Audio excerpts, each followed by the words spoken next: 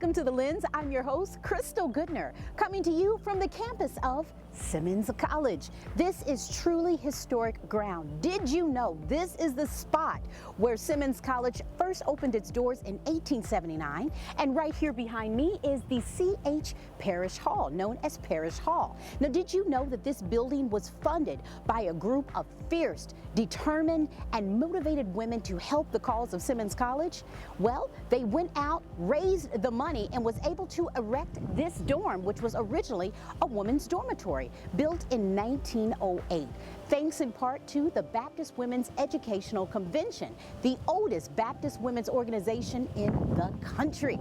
And it all has ties to Simmons College. Coming up in this episode, the VIP report from our host, Miss Shirlene Shanklin. We're super excited that Shirlene Shanklin will be joining the teaching staff this fall at Simmons College. That and much more right here on The Lens.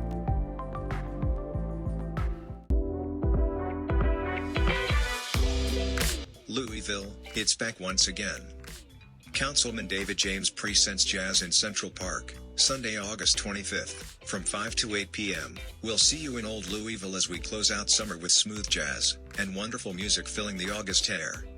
It's Jazz in Central Park with special guest artists including Kim Scott with Triad, Maestro J, Z-Lin, Next Level, and the Annalie Durbin Project. This year's hosts include news anchor Don G and comedian Jason English. Summer just wouldn't be summer without Jazz in Central Park, a Sunday afternoon of relaxing music and soulful entertainment, and as always, it's free and open to everyone. For more information including vendor space, give us a call at 270-883-2167. A Vessel Management production.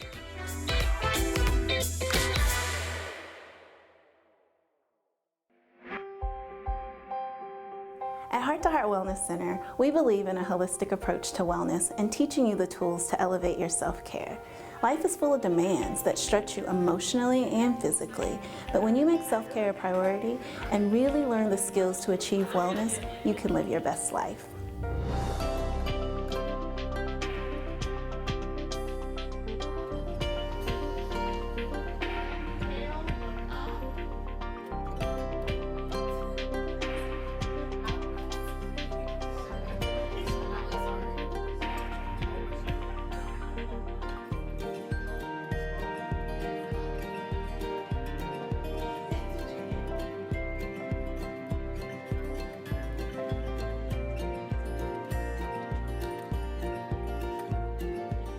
Heart to Heart Wellness Center, elevating self-care.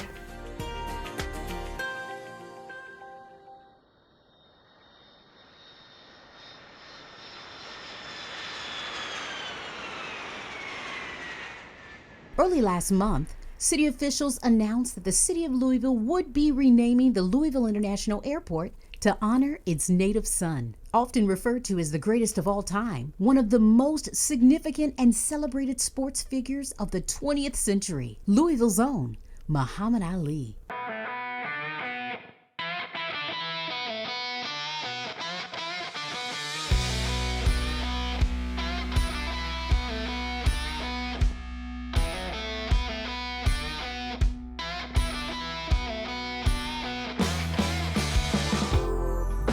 The new name, the Louisville Muhammad Ali International Airport. Louisville Mayor Greg Fisher was quoted by local media outlets as saying, "It is important that we as a city further champion the champ's legacy. The airport renaming is a wonderful step. What a win for our city, right?" Well, that was one side of the story. But if you look at this story through a different lens, you will see the story of a man that felt called to make sure that the Ali legacy lived on. He did the work, pleaded the case, and rallied the community to get on board. He says renaming the Louisville International Airport to honor Muhammad Ali was his idea. All right, well, it started when I was 13 years of age. I had a chance to meet Muhammad Ali at 26 and Broadway, so the news kind of spread through the neighborhood. And so a bunch of friends, or several friends, and I decided to mosey on up to 26 and Broadway. It's always been a thing for locals to share stories of their brush with the greatest. Local businessman Robert Holmes still vividly remembers his story. And after seeing him on TV and all his fights and all his interviews and just knowing that he's the champ, just to meet him live and in the flesh was just mind-blowing to me as a 13-year-old. And it was at that moment that Holmes' devotion as a lifelong fan was clinched. He made sure he made a comment to every kid in that crowd. It's inspirational because you put that thought to say that if Ali can make it out, what can I do? And that desire to do something sparked at the news of Muhammad Ali's passing. I was devastated, along with everybody else. Just had this stream of consciousness that I never had before in my life. And I knew that it was God just saying, okay, you go to your kitchen table, open your laptop up, and start writing. So as if in a trance, Holmes said he spent countless hours on his laptop researching all things Ali. And then he had his aha moment. There was something in my spirit that was saying, make sure that he's not forgotten. Now, what is a way that we can honor that legacy and memorialize him? And so the airport just popped in my head. He started an online petition on change.org and quickly gathered more than 15,000 signatures. From there, he says he approached the Muhammad Ali Center, the mayor's office, and the Regional Airport Authority for their support. But oddly, no one seemed interested in his idea. A conversation with the mayor, reached out to him multiple times, talked to his assistant, I believe his name was Chris Pointer at the time, and basically told me that we're doing enough for Muhammad Ali. Holmes said that he also reached out to the Regional Airport Authority asking to be put on the agenda for their monthly meeting. Said, fine, come on out, we'll put you on the agenda. I show up. As soon as I show up, I find out, that I'm not on the agenda. Some time had gone by and Holmes said he was interviewed by a reporter who had followed his story. She was actually the one that informed him that the airport name change would take place. He describes the moment that he learned that his vision would soon take flight. Well, the first thing I did was shout hallelujah. You know, what it showed me was that even when you think your dream is deferred, is that God can flip that switch just like that. At the official name unveiling, Holmes revealed that he wasn't even invited to attend. He says none of the accolades mattered though. He was merely making good on the promise to make a difference, just like his forever hero, Muhammad Ali. Holmes says that he does wish that the center which bears the champ's name would do more to connect with the West Louisville community, a community that he loved. I think it's not a stretch to think that he would have wanted something that's going to impact and change the life of a young man or a young person in the crowd like I was, at 13.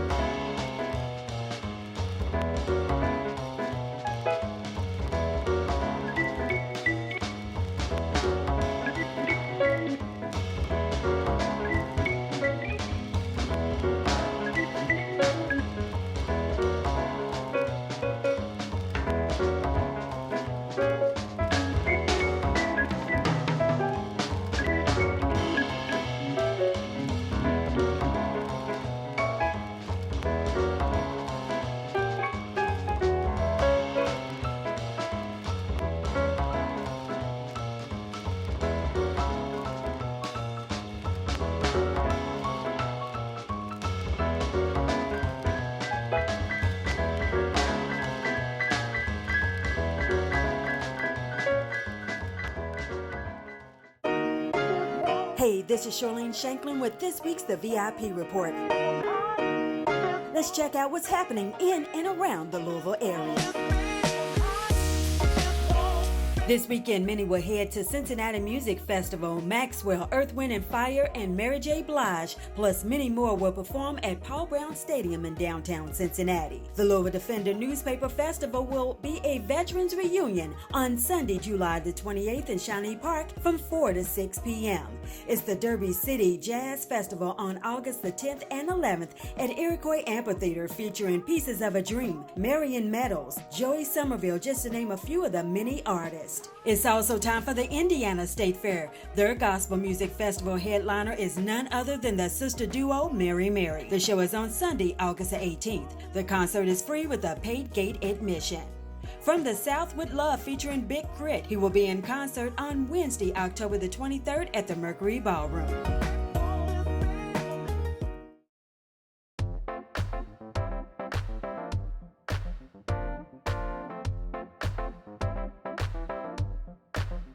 Barry's Cheesesteaks goes back about 15 years, and I promised a group of youth that I would start a restaurant, teach them how to run it, and then let them take it over.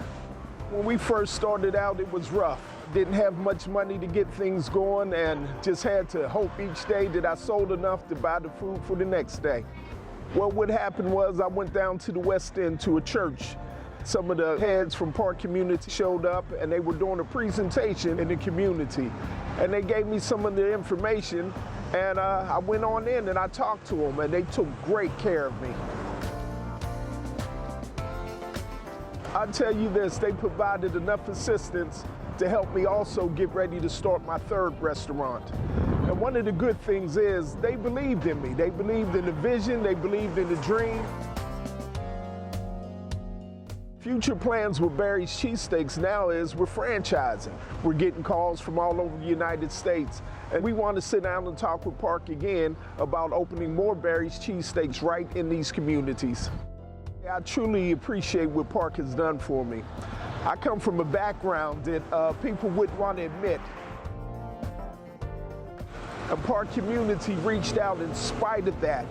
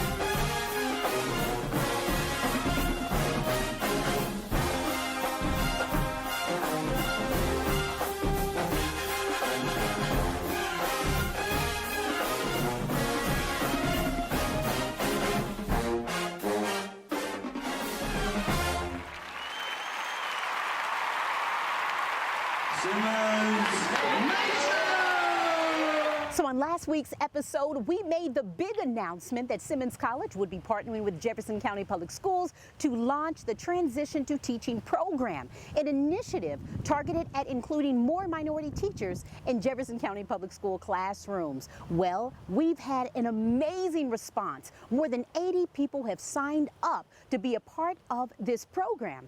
And guess what? It's time for another history lesson. We want to tell you a little bit more about the history of Simmons College, its roots founded in teaching, and the historic story of Simmons Rising.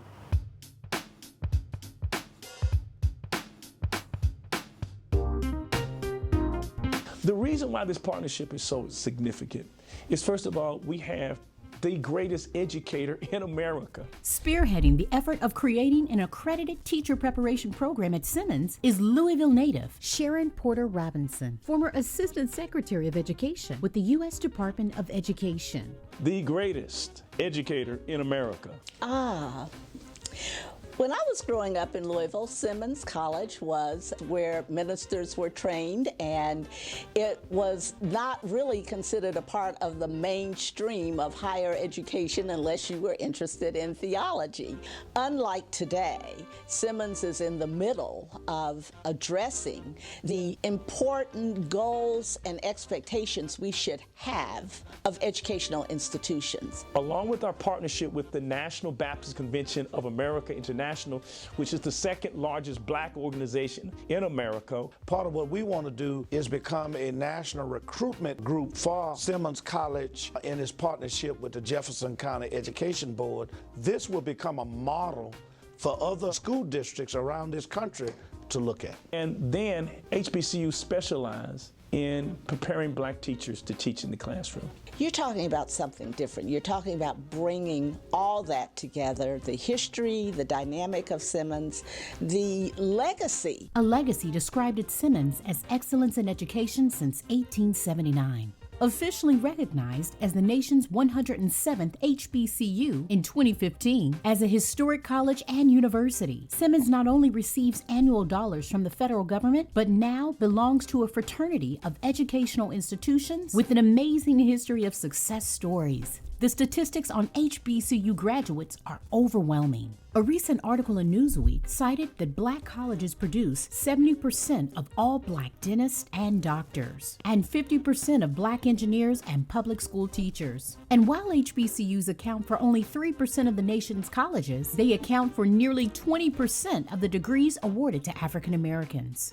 Dr. Ricky Jones, Director and Chair of the Pan-African Studies Department at the University of Louisville and Morehouse graduate, is an exemplary model of HBCU excellence. And so when you see the disproportionate statistics, when you really think about the culture of HBCUs, you know, from Cheney to Morehouse to Spelman to Simmons, it's really no surprise that you see so many terminal degrees, you know, PhDs, MDs, JDs awarded to people who started out at HBCUs. So we ought to just kind of take a minute and reflect on the reality of Simmons and the position it occupies in addressing something that we haven't been able to solve yet.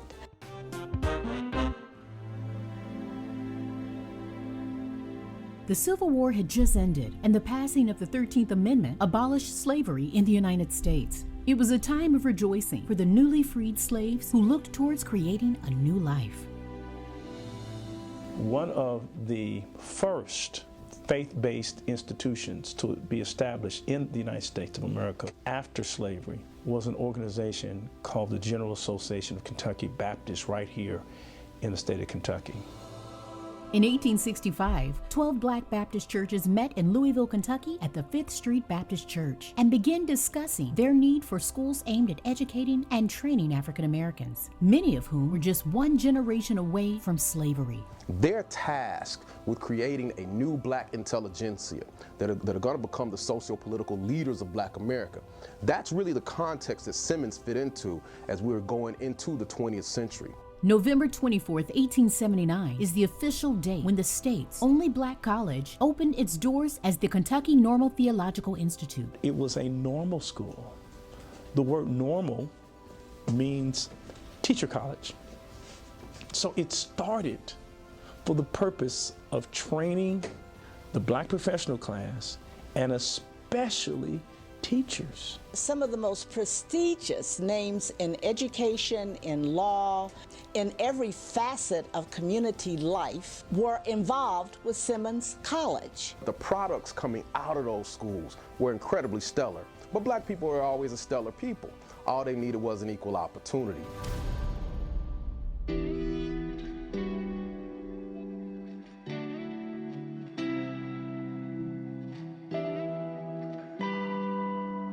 The list of influential people connected to Simmons reads like the who's who of black history. One of the most notable among them, the predecessor of William J. Simmons. The great tragedies, I think, of any kid's education is not to be exposed to giants that are right here in the community. And perhaps one of the great autobiographies that was written by a former slave who was a hero during the Civil War was the autobiography of Elijah P. Morris. He became the first president of Simmons to show you how selfless he was and how he was only driven by the desire to have a great school. He stepped aside in order to bring in the giftedness and intelligence of William J. Simmons. That excellence is always there. As the Greeks talked about, that arete, always reaching for something higher, not just for themselves, but those around them. So not only are HBCU graduates usually successful, they're also usually leaders when you dig down into what's going on in communities all over the country. William J. Simmons was known as one of the great orators of his day. I mean, he was considered the preeminent educator of the 19th century. When you talk about excellence, black people have always understood they had to be better.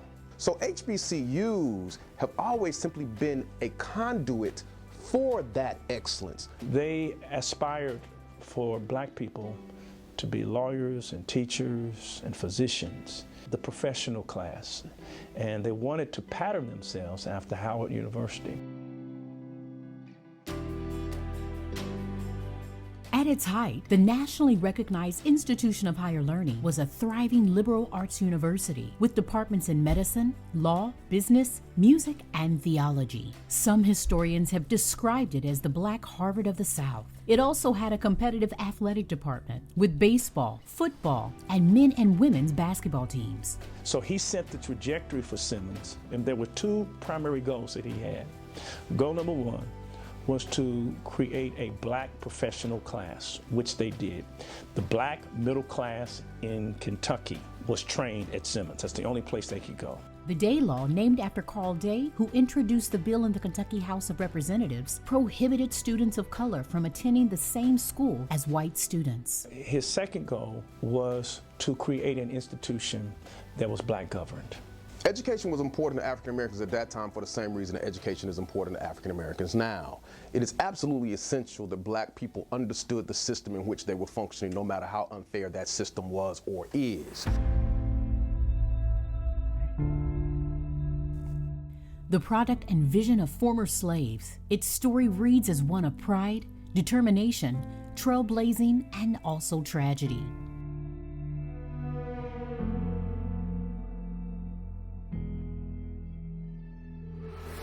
And then a huge catastrophic economic development takes it down, and we don't know how to hold on to the institution itself. This was a time of extreme racism and the access to opportunity. It was bad. So those institutions that were black suffered severely as a result of the Depression of 1929. In 1930, Simmons University was forced to close nearly all of its departments. And for the first time in the school's 50-year history, the only courses offered were in theology. That story got dropped off the consciousness of the city. Simmons College of Kentucky, its dream delayed, its history hidden, but its destiny would not be denied.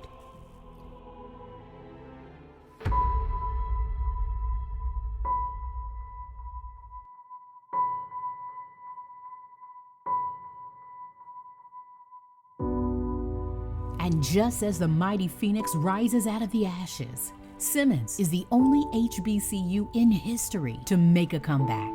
And no college, university in American history has ever lost its campus and returned back to the original campus that it lost 77 years later. Today, Simmons is about impacting its community and changing the lives of students. It serves as a beacon of light to an underserved population. Embedded in its mission statement is the phrase, to create agents of change.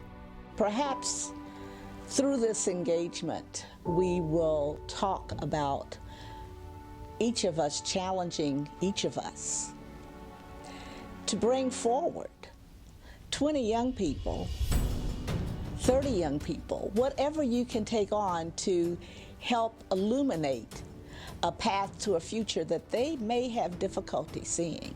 You really touched on what I think is probably one of, if not the most important function of HBCUs. There are certain kids that are coming up in familial cultures. They're going to be successful no matter what. What HBCUs do is they set up a situation where students understand that black people have a history worth studying, lives worth living, and a future worth constructing.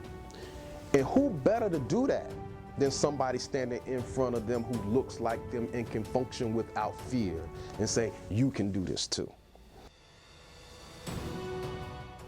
These children are developing an orientation to the world that certainly includes their immediate survival, but also must include a sense of what their future holds.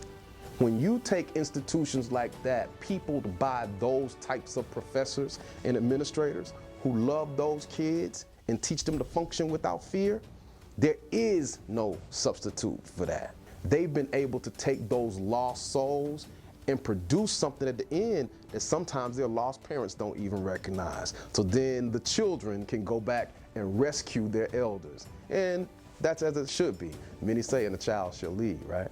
Oh, I love seeing black professors, and I love my teachers. Like, that's the best part. But he pushed me enough and cared for me enough to let me know that I'm more than the choices and decisions that I'm making. I love my HBCU. I love my HBCU. I love my HBCU. Simmons College of Kentucky. Simmons College of Kentucky. Simmons College of Kentucky. It's literally changing my life. It's literally changing my life. It's literally changing my life.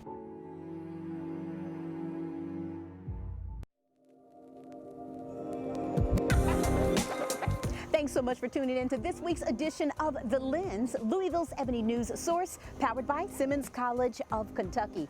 Thanks so much to Ms. Shirlene Shanklin for the VIP report, Mr. Rob Holmes for telling and sharing his story, Dr. Kevin Cosby, our president, Sharon Porter Robinson, and Dr. Ricky Jones. What a wonderful story in Simmons Rising. Hey, if you're interested in advertising with us, or if you have any story ideas and you'd like for us to cover your event, email us at thelens@simmonscollegeky.edu. Till next week, bye.